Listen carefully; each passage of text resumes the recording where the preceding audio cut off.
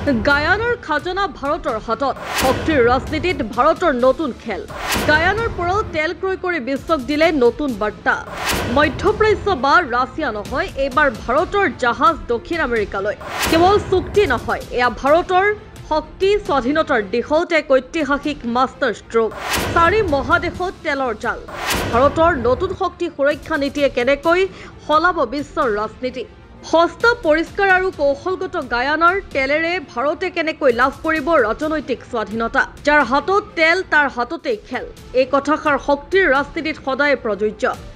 আৰু এইবাৰ ভাৰতে এনে খেল খেলিছে যিয়ে সমগ্ৰ বিশ্বৰ শক্তিৰ সমীকৰণক জোকাৰি দিবলৈ আগবাঢ়িছে ভাৰতীয় জাহাজ এতিয়া পৰম্পৰাগত তেলৰ উৎস এৰি দক্ষিণ আমেৰিকাৰ এখন সৰু দেশ গায়ানা অভিমুখে ৰাওনা হৈছে ইতিহাসত প্ৰথমবাৰৰ বাবে লোৱা ভাৰতৰ এই পদক্ষেপে অনাগত দিনত বিশ্বৰ তেল ৰাজনীতিৰ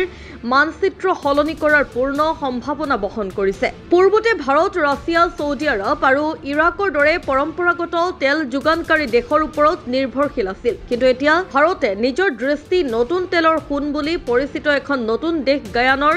ওপৰত নিবদ্ধ কৰিছে শেহতীয়াকৈ ভাৰতৰ দুটা আগশাৰীৰ চৰকাৰী কোম্পানী ইণ্ডিয়ান অইল কৰ্পোৰেশ্যন আৰু হিন্দুস্তান পেট্ৰলিয়াম কৰ্পোৰেশ্যন লিমিটেডে আমেৰিকাৰ তেল কোম্পানী এক্সনমবিলৰ সৈতে 40 লাখ বেৰেল খাৰুৱা তেল ক্ৰয় কৰাৰ এক চুক্তিত স্বাক্ষৰ কৰিছে এই তেল দক্ষিণ আমেৰিকাৰ দেশ গায়ানাৰ পৰা ভাৰতলৈ আহিব আৰু 2025 চনৰ শেষৰ ফালে বা 2026 চনৰ আৰম্ভণিতে ইয়াৰ প্ৰথম চালান ভাৰতত উপস্থিত হোৱাৰ সম্ভাৱনা আছে এইটো কোনো সাধাৰণ ঘটনা নহয় কাৰণ ইয়াৰ পূৰ্বে ভাৰতে কেতিয়াও গায়ানাৰ পৰা তেল ক্ৰয় কৰা নাছিল এই চুক্তিৰ জৰিয়তে ভাৰতে দক্ষিণ আমেৰিকাৰ তেল বজাৰত আনুষ্ঠানিকভাৱে প্ৰৱেশ কৰিছে চুক্তিমতে দুয়োটা ভাৰতীয় কোম্পানীয়ে 20 লাখ বেৰেলকৈ তেল লাভ কৰিব য'ত দুটা ভিন্ন গ্ৰেডৰ তেল অন্তৰ্ভুক্ত IOCয়ে ক্ৰয় কৰা গোল্ডেন এৰোহেড আৰু HPCLA ক্ৰয় কৰা লিজা আৰু ইউনিটি গোল্ড আটাইতকৈ গুৰুত্বপূৰ্ণ কথাটো হ'ল গায়ানাৰ তেল অতি পাতল যাৰ বাবে ইয়াক শোধন কৰাটো সহজ আৰু খৰচ কম হয় অৰ্থাৎ কম খৰচতে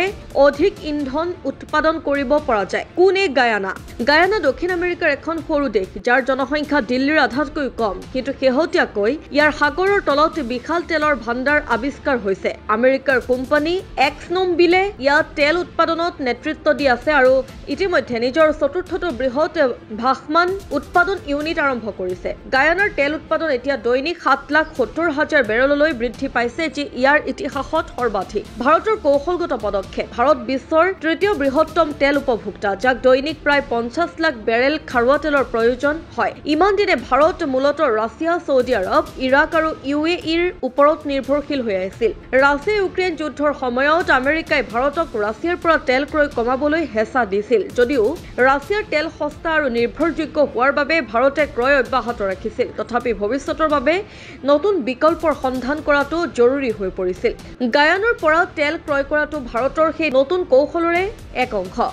ভাৰতে এতিয়া নিজৰ তেলৰ যোগানত বৈচিত্ৰ্য আনিব বিচাৰিছে যাতে কোনো এখন দেশ বা অঞ্চলৰ সংকটৰ প্ৰভাৱ ভাৰতৰ শক্তি সুৰক্ষাৰ ওপৰত নপৰে ভাৰতে বুজি উঠিছে যে শক্তিৰ ৰাজনীতি কেৱল মূল্যৰ ওপৰত নচলে বৰঞ্চ কূটনীতি বিশ্বাস আৰু বিকল্পৰ ওপৰতো চলে সেই ভাৰতে এতিয়া এক নতুন তেলৰ মানচিত্ৰ তৈয়াৰ কৰিছে য'ত প্ৰতিখন মহাদেশতে ভাৰতৰ বিশ্বাসী যোগানকাৰী থাকিব মধ্যপ্ৰাচ্য Saudi Arab Iraq UAE Europe Russia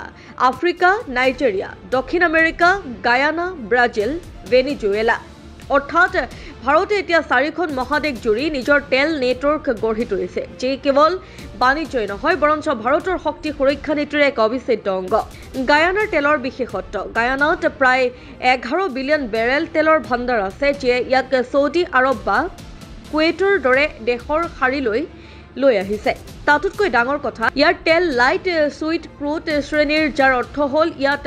সালফাৰৰ পৰিমাণ কম ভাৰতৰ বাবে ইয়াৰ অৰ্থ হ'ল উন্নত মানৰ ইঞ্জিন তেল কম প্ৰদূষণ আৰু শোধনৰ বাবে কম খৰচ সকলো মিলি ই এক সস্তা পৰিষ্কাৰ আৰু কৌশলগত বিকল্প চৰকাৰী সূত্ৰ অনুসৰি ভাৰতে এতিয়া ব্ৰাজিল কলম্বিয়া আৰু ভেনিজুৱেলাৰ সৈতেও নতুন তেল চুক্তিৰ বাবে আলোচনা চলাই আছে এইবোৰ সফল হলে ভাৰতৰ হাতত কেইবাজনো নতুন যোগানকাৰী থাকিব যিয়ে ভাৰতৰ শক্তি সুৰক্ষাক অধিক শক্তিশালী কৰিব আৰু ভৱিষ্যতে যিকোনো ভূ ৰাজনৈতিক সংকটে ভাৰতৰ পেট্ৰল পাম্পত প্ৰভাৱ পেলোৱাত বাধা দিব। ভাৰত এতিয়া কেৱল এজন তেল গ্ৰাহকেই নহয় বৰঞ্চ এজন কৌশলগত খেলুৱৈ হৈ পৰিছে। যেতিয়া গায়ানাৰ পৰা তেল কঢ়িয়াই অনা জাহাজখন ভাৰতৰ বন্দৰত উপস্থিত হ'ব সেয়া কেৱল এক চালান নহ'ব, সেয়া হ'ব ভাৰতৰ শক্তি স্বাধীনতাৰ এক নতুন ঘোষণা।